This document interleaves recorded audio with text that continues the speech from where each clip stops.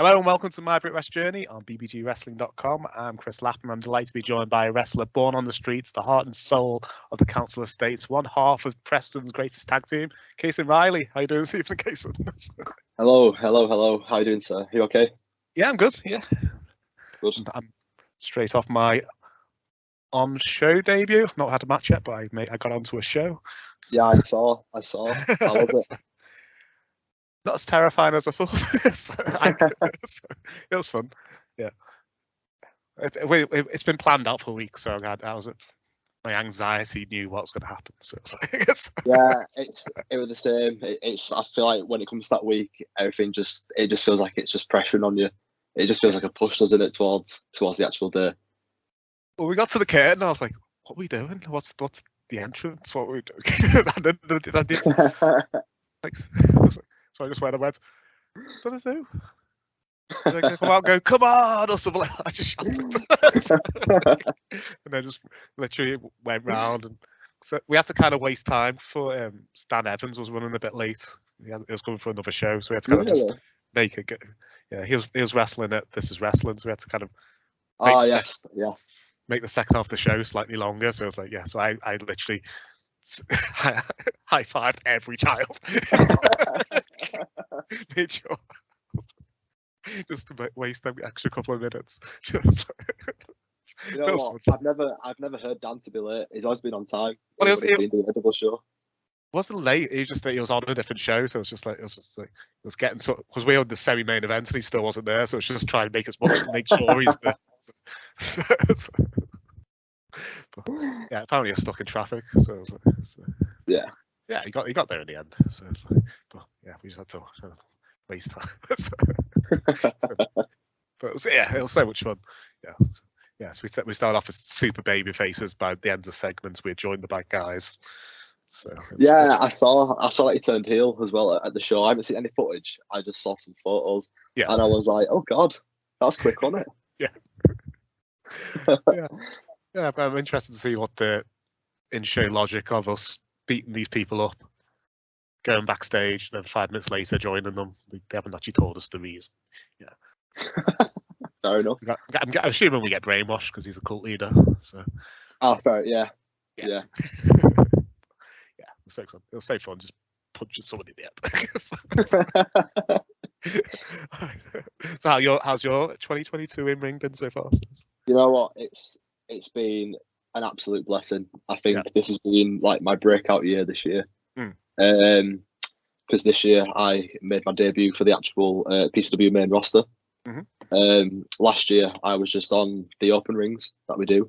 Yeah. I was on the open rings, and then I was on a couple of top rope shows in Burnley just to get some experience. Yeah. And they then, always look good, them top rope shows. So what the matches I've seen. Yeah. I was on the first four. Like before they moved out to different venues. Which, yeah, I am grateful for because I'd got some experience from them. But after I wrapped up with top rope, I think it was back in March, we did a Road to Glory tournament for PCW. Yes. And there was an issue with the venue, like last minute, they double booked. Oh no. they double booked with MMA, like, and they messed up big time. So we ended up moving it to the actual academy, the PCW academy, because it was literally like on the day that we found out they were double booked. Oh wow. Because a couple of days before, they were still saying it was fine. And then basically, somebody couldn't make it because they were ill. I can't remember who it was, but I was told I was wrestling that day. I was like, oh god. Your debut for the main roster was in the tournament. Yes. Yeah, in the tournament. Yeah. It was very last minute. About 10 minutes. I think I had 10 minutes to get ready and to plan something. It was against Drill actually. Oh well, you can't ask for anyone better, really. I couldn't and honestly, we had about 10-15 minutes to plan because we were on first. And then I found out I was going over, which was more of a shock. Literally, like, debut, walked into Road to Glory tournament and ended up beating Drill. I know it's not something I like to gloat about, but I feel like in your debut against someone like that, it's something I'm quite proud of, really. Yeah, getting through to the second round, because the winners of that tournament in the past, there's just some of their names have been in it, so it's like... but like it's crazy because like the open rings, you can wrestle anyone, and I'd never wrestled somebody with as much experience as drill. So to me, it was a very big deal. Like I won't lie, like before my match, I was like, like it was the most nervous I'd ever been for a match in my life. Like, because there's about 200 people in this little academy building. You're making your entrance from this little box, and it's just crazy. I was like, some people aren't going to know me because obviously the open rings we usually get about 30-40 people in there. And then just like when my music hit and I came out and everyone started screaming, I feel like it just made everything feel more relieved. Because there's nothing more awkward than coming out and getting absolutely no reaction, like at all. Yeah, definitely. I had a really fun match with Drill, and like he looked after me. He's also one of the most nicest blokes you could ever speak to as well. Yeah, he's absolutely quality. I was speaking to him earlier actually. I think we message now once or twice a week usually, just about something funny. Like it literally is just the most random things. But yeah, that was a big shock for me. And then ended up going through to the second round, and then I ended up wrestling Jack Morris. He's great. Yeah, and he's a lovely guy as well. We went to Mega Slam, and my 7-year-old was convinced he'd seen Justin Gabriel because we saw Jack Morris. I've never corrected him, so he thinks he's seen Justin Gabriel now live. So you know what? Now I think about it, he actually does look a bit like Justin Gabriel. Now you pointed it out. He must have been. Oh, he's either just turned 6 or he was about to turn 6. He must have been like 5, late 5, early 6. Yeah, so he's still convinced he's seen Justin Gabriel live. Never got to correct him. So. To be fair, Jack Morris, he's quality. Yeah, he's brilliant. Really, really good. He was dead polite as well, and I think he knew I was nervous.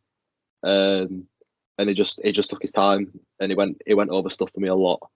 He spoke to me as well during it, looked after me. Obviously, he ended up winning.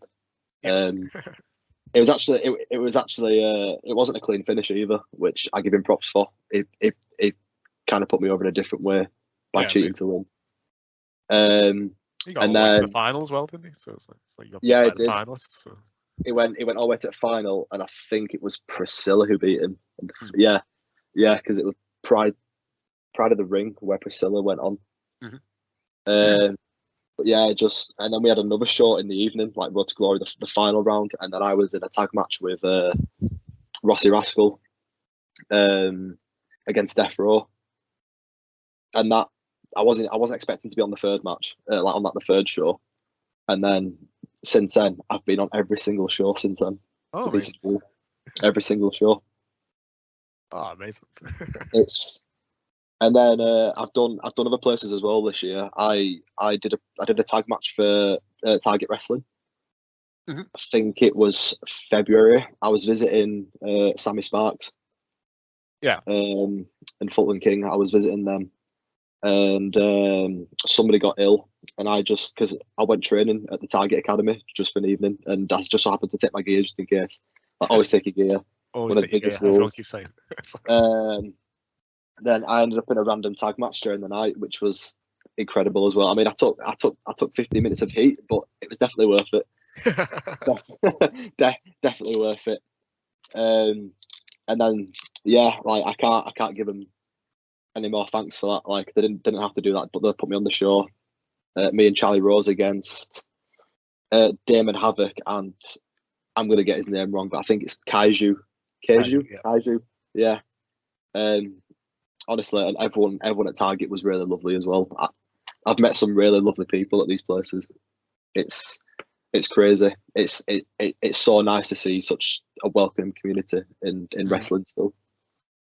Did a few shows for the Barracks in Stoke. And now when we're moving back to Leeds, I'm still doing PCW. That's like my home place. It always will be. I'm now. Have you heard of UKW in Leeds? Yes. I'm there now as well. They've got a YouTube show, haven't they? So. Yes, yeah. They've got a Wednesday Genesis night show. Yes. Yeah, Genesis, and then we've got Mhm. Friday Night Showdown. And again, last week I took my gear. I had my first match on Ignite last week. And then I ended up wrestling again last night, and actually I pinned the champion last night as well, Oh, which man. was yeah, I know, like it was crazy. I can't honestly, like everyone there's so lovely as well. Like I was a bit nervous because when we're moving back to Leeds and training somewhere else, I was like, oh my god, I'm going to be like an outsider. They're not going to let me in. They're going to think I'm different because I've been training elsewhere. I've been different places, but they literally opened their arms and they took me in. Oh, amazing. Literally, they've got such lovely people there. I can't thank John enough, and I can't thank JPR as well, Justin. Such lovely people. And then, yeah, I'm now on Wednesday night Ignites now, which is a permanent thing, I assume. I challenged him I've challenged him online for when he comes to the Island Temple to do his training, because he said that he's going to give me a title match. And he said yes. So. Yeah. Honestly, like I can't fault Justin for anything. He's such a humble man. He does commentary for Ignite as well, which is really cool. Yeah, we've watched a couple of episodes. And yeah, that's literally what my journey's been this year. I've got a few more shows this year left, but that's my journey so far this year. That's what I've done. So this usually gives away your age. So who was your favourite wrestler growing up? Right, so must have been 2005. I started watching wrestling because I've got two older brothers. One's 30 years old, one's 27. My favourite wrestler is The Undertaker. Oh wow! It was Jeff Hardy. But it's usually Jeff Hardy or Rey Mysterio. But there was something about The Undertaker, like as a kid, like it's like I think I was, it's 2005. I'll have been 5 years old. So yeah, Undertaker to me was scary. But he was like a good scary, like a cool type of scary. I loved him. I loved Kane. Like 2005 Kane, just after he unmasked, was my favourite Kane, by the way. I know some people don't like him unmasked, but Slow Chemical is one of the best theme songs they've ever produced. It's quality. Yeah, I like the first 18 months of Unmasked Kane when he just went. He didn't have his physical scars. It was actually emotional scars he was covering up, and I was like, it's a bit hokey, but it got amazing. So because we were all expecting this burnt face, and it just had a bit of black smudges. Yeah. He had no eyebrows. That was it. So he's been wearing a mask because he had no eyebrows. The wrestler who scared me as a child. My older brothers, they still pick on me for this because it was quite funny that. Do you remember when Snitsky went bald and he had yellow teeth? Yeah. that theme song traumatized me as a child. It was like it said his name in a really demon voice, and it sounded like something you'd hear from Nightmare on Elm Street. It was horrible. I can remember being a kid, about 6-7 years old, and running out the room because I hated hearing that song. And Snitsky, when he had yellow teeth and he was bald, was the most scariest thing in the world to me when I was little. There was nothing worse in the world. Absolutely hated it. I'm gonna have to look after his theme after this. I can't think what it was. But, yeah. 2006 is when I got back into it for a bit. Yeah. Because I wanted to see the new ECW. So. The new ECW. Yeah. It was fun for a bit. and then came 2008. I think I stopped watching it again by then.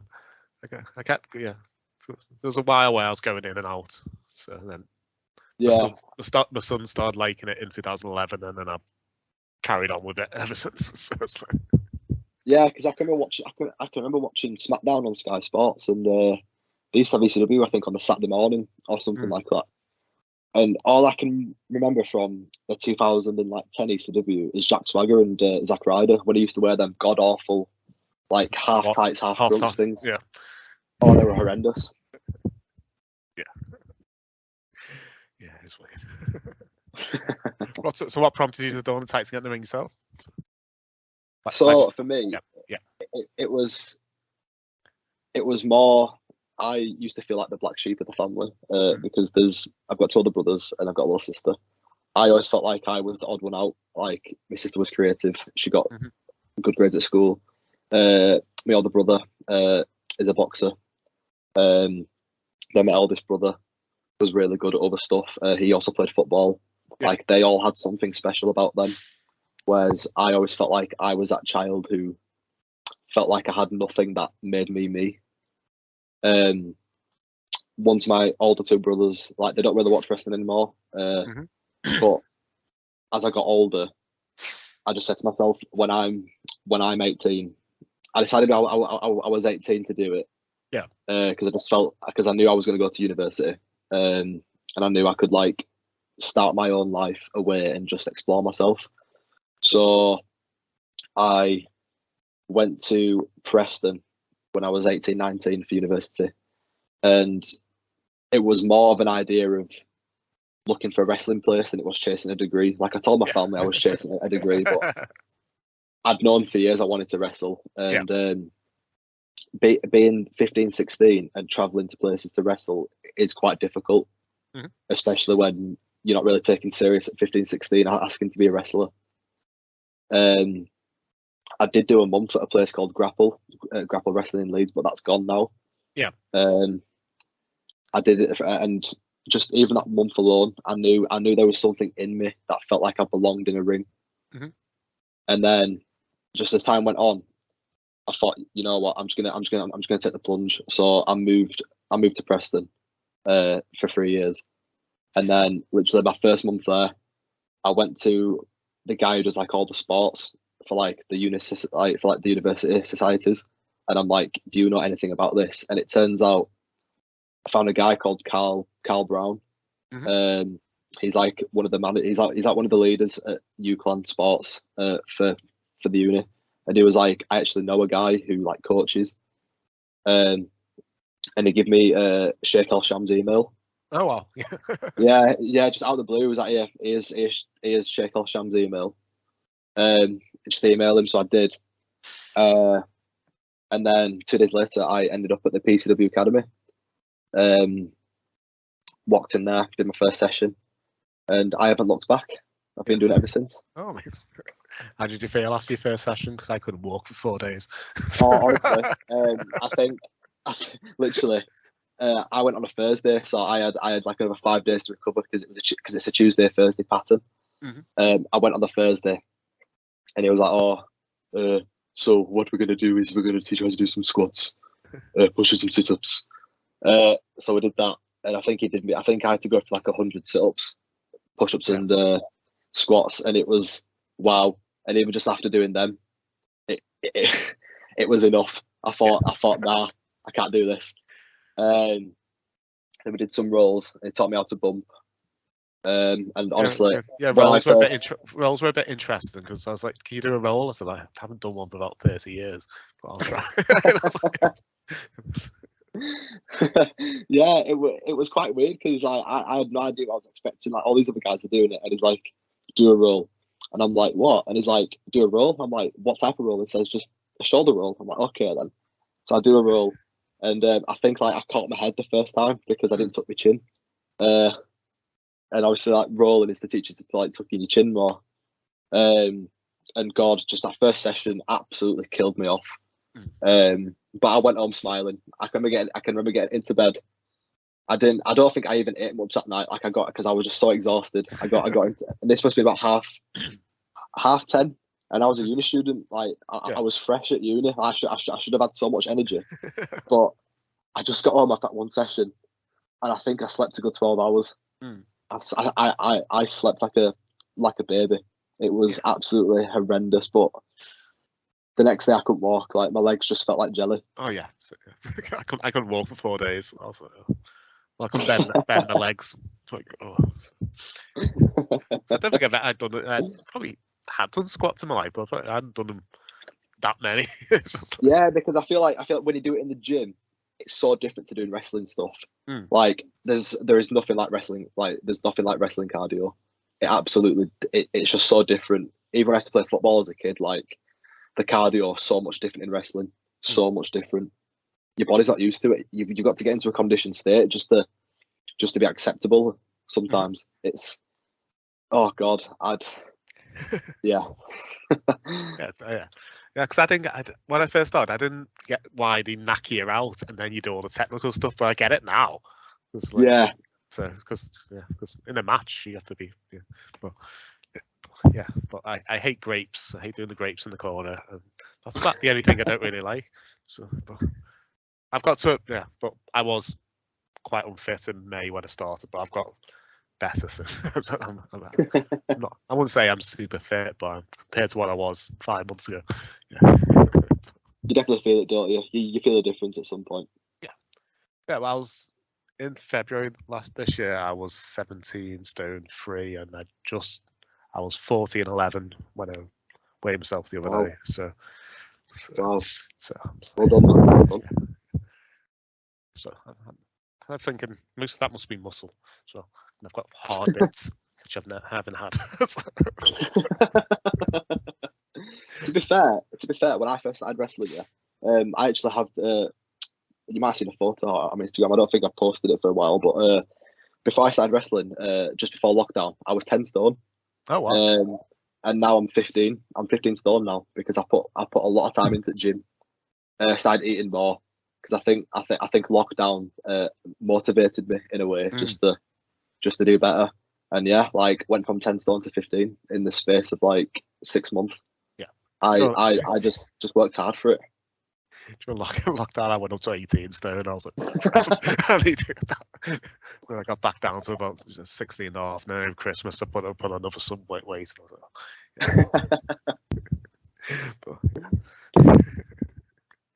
yeah. So was the Undertaker who wants like mold your style around when you start training, or did you have like? No, so weirdly, like I won't lie. I think I was one of those typical trainees. I wanted to come in and do all the AJ Styles and all that type of stuff. Mm-hmm. Like I thought it was cool. I thought it was clever. And then like when I started getting into it and started doing more stuff, I was like, you know what? These kind of like move sets aren't for me. No.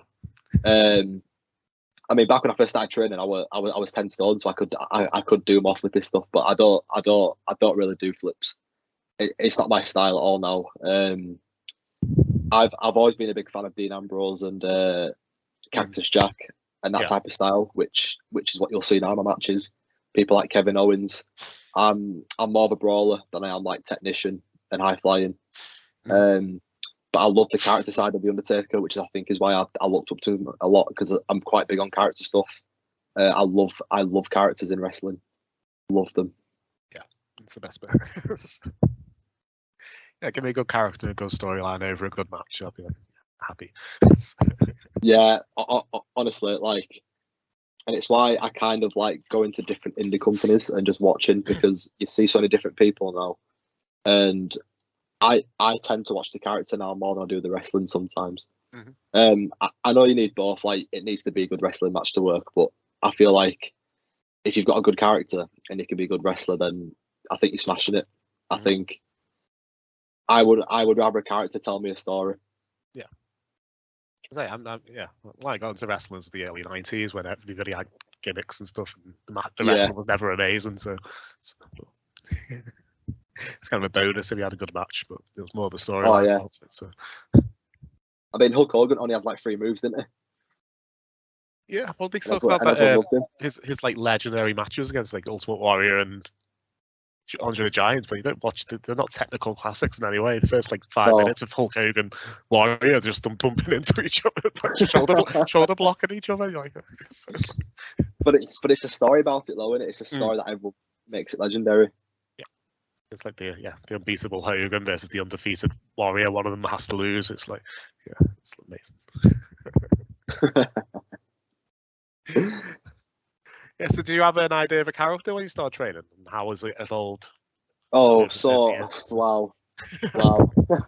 So when I first started wrestling, I actually had a open ring match 3 months into training. Biggest, I shouldn't have done it.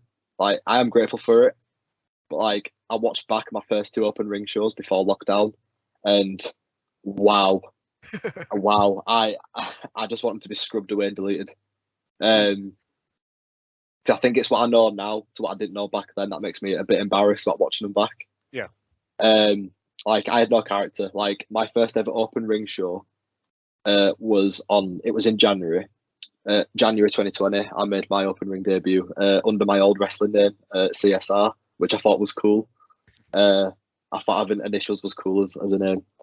And basically, I was only put on the show because, again, somebody couldn't make it, and there was a free spot. And I thought, why not? So all I had was some boxing shorts, some thermal tights and a thermal top. So I came out as like there used to be this wrestler called Mark Alexander Price before COVID hit. He used to come out with like a little whistle, and he would like wear like a suit. And the whole idea for this open ring was I was like his bodyguard. I was in all black. I had some wraps on, so I kind of played the bodyguard role. In that match, I literally just took I took a super kick, a black mass, and a spiral tap, and that was it. That was the finish. I took 3 moves. That's all I did. Like that is literally all. I literally tagged myself in and took 3 moves, and then got pinned. I kind of enjoyed being like a bodyguard to him because you see on NXT nowadays, a lot of the future like stars and most wrestlers have been like security guards, haven't they? Yeah. I was very arrogant when I first started. I thought I was cool. I thought I was flashy.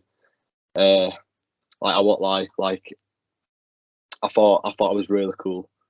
And then I think I had a second match in the February as a face because the first one I played heel. I was a face, and I literally just wore some boots and some god awful cycling tights from Amazon.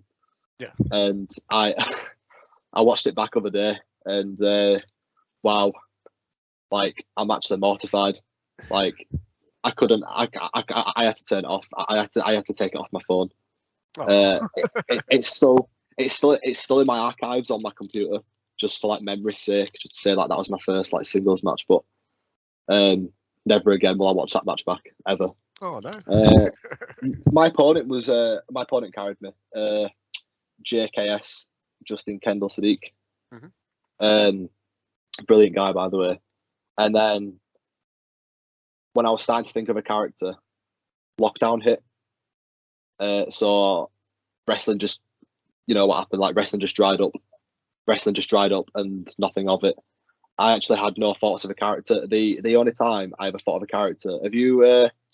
Do you play video games at all, or are you aware of video games? My son plays video games. So basically, there's this video game called Fallout. It's like post. I know of it. Yeah. Like blown up. I wanted to do like a Fallout character, come up with like a grey dust with like a grey duster coat on, blue tactical pants. Probably spend £100 getting a Pit Boy on my arm just for a prop for the ring. And I wanted to be billed from like the West Yorkshire Wasteland because that's what the wastelands are called in Fallout, like the place that you run around. And I pitched it, and yeah, nobody liked it. And now I think about it, I'm kind of glad because I just don't think it would have worked. But this was 2 years ago. I recently. It's translating what's in your head, what to what. Yeah. What fans will get. It gets like. It's the fans need to understand what it is. Yeah. I honestly I didn't have a gimmick until last year, like when I first started like wrestling like on different shows. Just before everything started to open up again, we did a Skype call on the PCW chat with my coach at the time. We were just talking about gimmicks, and it came around to me, and I was like, look, I've got absolutely no idea what gimmick I could do. I feel like there are so many gimmicks now that have been done, and there's so many different wrestlers in the world now. It's hard to know what's original and what isn't. So speaking to my coach, he gave me like a Raven look. He gave me the idea of me being like Raven from ECW with the checkered shirt and stuff like that. I wanted to make it my own, so I did use the denim shirt. You might have seen it on my Instagram. I used to wear denim shorts. Mhm. And then I thought, you know what? I want to make it mine. I want to make this mine. I want to change some stuff. So I ditched the denim shorts and I got some like blue jeans. You know, like blue denim joggers that look like jeans. Mhm. That's what I wear so I can wrestle in them. And they're Jeggings, so I think. comfortable. Are they called Yeah. jeggings? Yeah, jeggings, joggers, jean joggers. And I actually painted them ones that you've seen, the blue ones. I painted them myself. I got some fabric paint and I just painted some graffiti on it. Oh, cool. Because the whole idea of wearing the jeans was I wanted, the more that I played a face character, and I've noticed a lot of kids, it's usually a lot of kids and young adults who usually like cheer me on because it's like Council State vibes, it's like cool in it. I wanted kids to see, just because you're from a council estate or from like a low income area, you can still be a wrestler. Mhm. So that's why I kept like the ripped stuff, like the ripped leather jacket. I did the whole rips in that myself. I wanted to start making my gimmick mine, something that's different. So I spray painted my my joggers, painted them. The checkered shirt, fair enough, people wear checkered shirts, but I have a different whole meaning for the checkered shirt, which I'm actually going to do a promo about in a few weeks. Wink, wink. Because I actually do have a back. There actually is a backstory behind the checkered shirt, but I'm actually planning a promo, like a 2-minute promo, explaining why I wear it. But yeah, I wanted to make it my own, so I put all the spray paint on, and I wanted just to show kids and people around who watch me wrestle. Just because you're from a low income area, you can still be a wrestler. You don't need fancy tights. And I thought, you know what, if people don't get that message, that's fair enough. I'll try something else. But then I actually had kids come up to me and they actually said to me, because I wear jeans as like clothing, they actually do look up to me. Like I've actually been told by adults that the kids really like it and they feel like they can do it as well. Which honestly, that makes wrestling more valuable to me, because I'm at the point now where I love it. I absolutely love it. But if I can send a positive message out to families and to kids who are from low income areas, that just makes it even happier for me. Like I'm over the moon with stuff like that. Like that means the world to me. That's an amazing message to get out. So. Yeah, it's a great message. Nobody should ever have to feel excluded from wrestling. Like it's for everyone. Yeah, it's one of the most inclusive communities I've ever been around. It's like, yeah. So anybody, like you see people who can't afford to come train, or they can't afford to do certain stuff, and I just want to show people, like, just because you can't afford it doesn't mean you can't do it. There's always a work around something, and that's why I wear the ripped. Like honestly, them jeans now, they're going to shreds. Like it's going to the point now you can almost see my boxers on like the right side. Yeah. But when they go, I'll just use my other pair. I'll paint my other pair, and I'll carry on that message until eventually I have to change something else. But for now, I just want to show people that you can beat anyone from anywhere, and you can still be successful. You can still have fun, and you can still wrestle. Because if I've done it and I showed that message, then I must be doing something right. And I'd rather do that now than anything else. I want people to go home happy, feeling like they can do it, and they've enjoyed the night. That's more important to me at this point. Like just making sure the fans are having a good time, they feel safe and they're happy, and they go home knowing that they've had a good night. Yeah. Do you have a wish list of maybe like people you want to work with, or yeah, maybe the next year or so? Or... Oh my god, yeah. So I had a match with Jack Johnson back in February, but I would love, the only match we've had one-on-one together was a street fight. It was our first encounter. And he is absolutely one of the most down-to-earth guys I'll ever meet. I absolutely love Jack to bits. I'd love another match with Jack, just a normal one-on-one. Jack Knudsen as well. Yes, I really want to work with Jack Knudsen. I want a rematch with Benjamin Harland. I had a match with Benjamin when I was very green. Yeah. It wasn't like there was a few slip ups on my end, but this was like when I was like brand new to like wrestling. Barracks was that? Yeah. Yeah. We had a match at the academy as well, and we've met in a few tag matches before. But I'd love to have him. Knowing what I know now, because I'm a bit more experienced than what I was last year, so I definitely want to work him again. I would love to work Kane Corso again. Death Row. Death Row, yeah.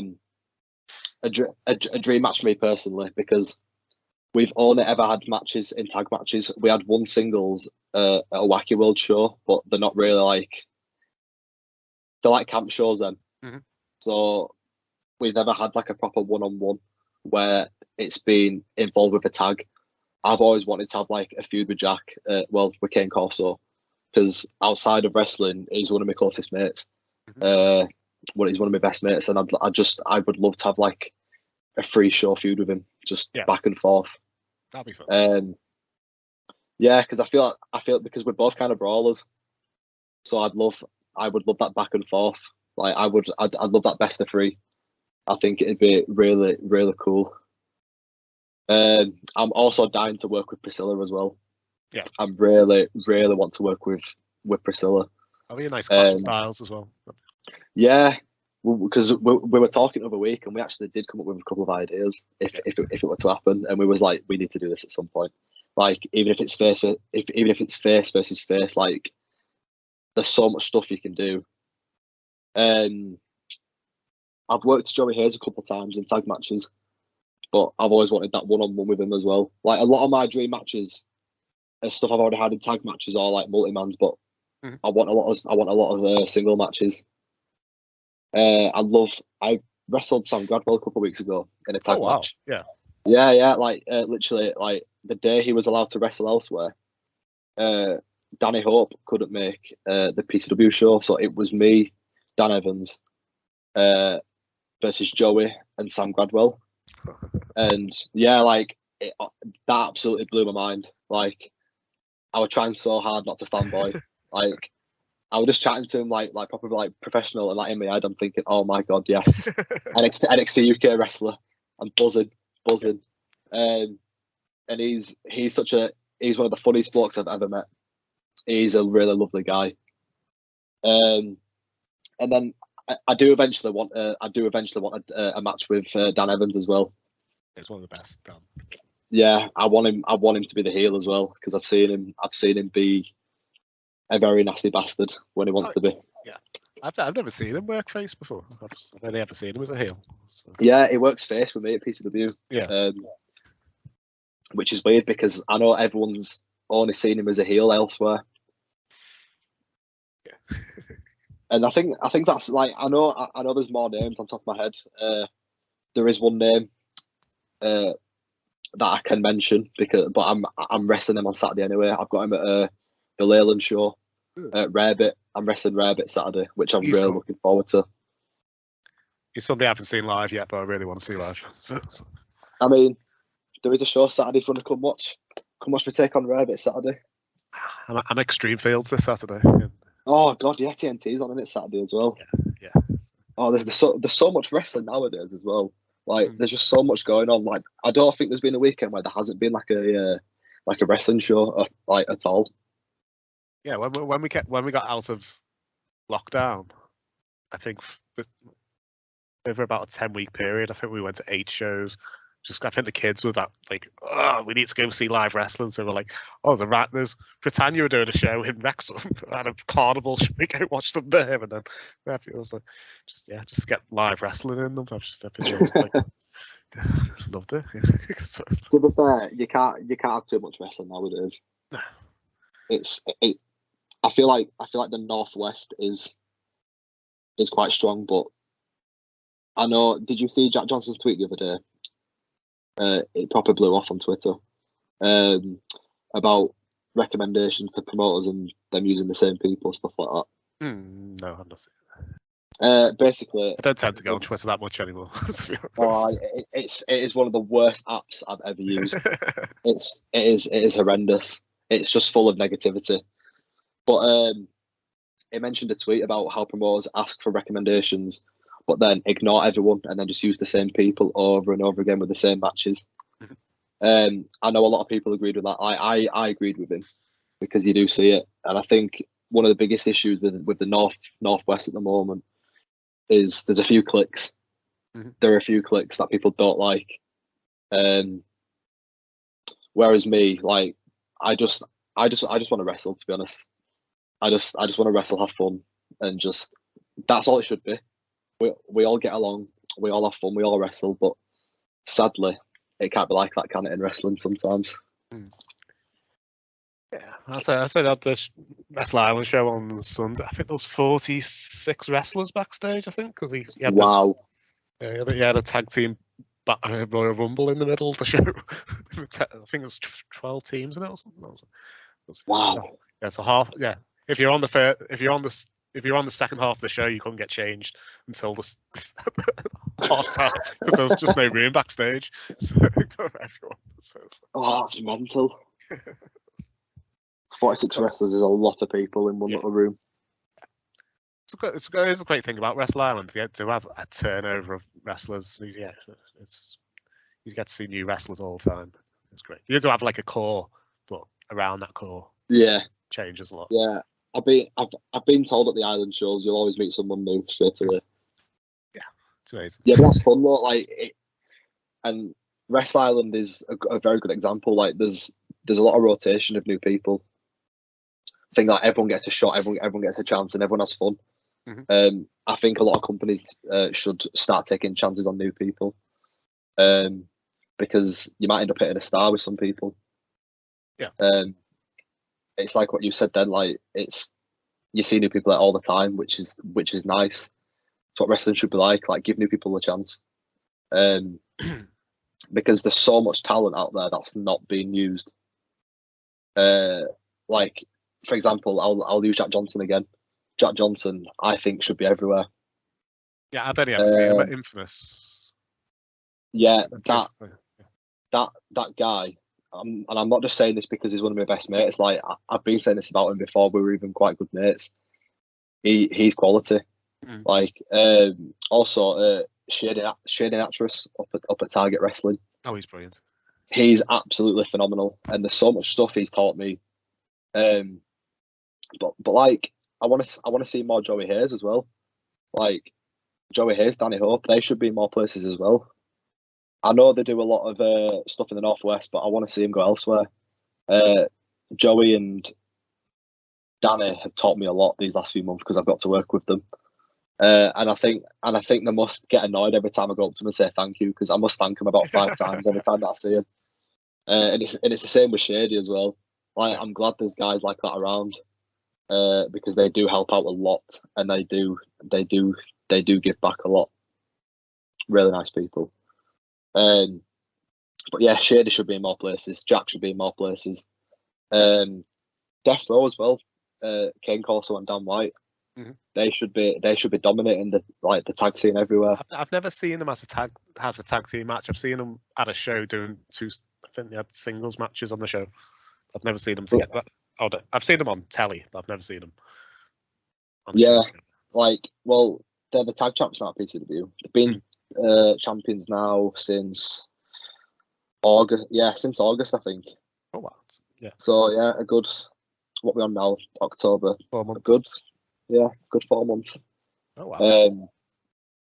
But yeah, they should be in more places. They are a quality tag team, and they look menacing as well. Like, they actually look like a really menacing tag team. Mm-hmm. I mean, I should know because they've battered me for the last 8 months since March. I think nearly every other show we end up in some sort of interaction and we end up having a scrap. I never get bored working with them because we always do something to outdo the last match or the last spot that we did. And because I'm quite good mates with them outside of wrestling, we just know what we can all do now and what we all enjoy and what ideas. But yeah, they should be in more places, and same with same with Priscilla. Mm-hmm. I want to see Priscilla go in more places. I know they've been down south a few times as well. Priscilla's been down south a few times, and I think Priscilla was recently on. Was it the Commander show, Spectrum Wrestling? I'm not sure. Priscilla was on Jim Sterling's promotion. Yeah. They were there. But yeah, there's just so much talent that's not getting used in so many places. So many places. It's crazy. And there's so many people that I see that I really want to come over to different places. But yeah, I just wish there was a bit of a more rotation, because there's so many people out there who deserve chances, who just aren't getting chances. If you're promoted for a day, promoting an event, so if you some wrestler you've worked with, trained with, wrestler associated to you in some way, if I give you a match type, you tell me you put that match. Okay. And as it's your show, every match can be intergender, 3-way, 4-way, 5-way. Throw silly stipulation on if you want. It's up to you. Cool. Lovely. So it'll be in your opening contest to get the crowd excited. So, I actually put, because I assumed you'd want me to put myself in there. So I thought, because I didn't realise it was from my promoter's perspective, I was just like a dream card. So for me, it was me, Dan Evans, and Jack Johnson taking on Death Row and Philip Michael in a 6-man for the All Star Trios title. I was just making stuff at this point. Yeah, because I've worked with Phil. I've worked with Phil a couple of times, and I've worked with Death Row numerous times. And with me tagging with Dan and having chemistry with Jack, I just thought it'd be a really cool team. I thought it'd be a really, really fun little 6-man to like open the show. Yeah, that'd be fun. The next match I had on my list was Polish Barry versus Drill for the Heavyweight title. I was going to say a comedy match. I think that could be fun. Both there's another comedy match that you might not be expecting as well. I'm trying to remember because I put the notes in my phone, but I had a tag match after that, and it was Act 2 taking on Sammy Sparks and Fulton King from Target, Legends Never Die. Yeah, they're cool. My girlfriend calls Act 2 the Tambourine Boys also. Oh man, you know what? I haven't seen them since the last Barracks show, which was like April. So I'm due a meet with them. Yeah, they are quality people. I do miss them both quite dearly. Yeah, they're on the show on Sunday. They'll good. I had a fatal 4-way, and it was for the All-Star title, which I just called, and it was Shading Actress versus Joey Hayes versus Danny Hope, and who was the can I just check my notes real quickly? Yeah. I had it in my notes. It was Sam Gladwell for the All-Stars title. Oh, that'd be cool. Like a Legends wait, no, sorry, I messed up. Shady is in another match. It was Joey Hayes, Danny Hope, Jack Morris, and Sam Gladwell for the All-Stars title. That'd be fun. In a fatal 4-way. And then I had a female match on there because I've only ever worked 2 females. Yeah. It was Taylor Valentine from Top Rope Wrestling versus Harley Hudson. Yes, she's fun. Love Harley Hudson. Me and Dan worked the Ring Rats back in, I think it was July. It was the July Rumble that we had, and we had them in a tag match, and they were so fun to work with. They actually are, and they're really polite people as well. They are really nice people to work with. Yeah, she's lovely. Yeah, he's fun. Yeah, he is. Tyler was one of my first matches after lockdown, actually. It was a triple threat, an open ring. It was the August. It was literally the August last year. It was me versus Benjamin Harlan versus Tyler. Oh, fun. which was a cool triple threat match. Yeah. I had.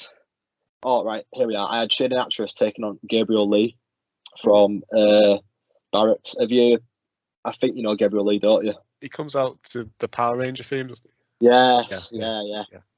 Yeah, quality. I absolutely love him to bits. And you know what?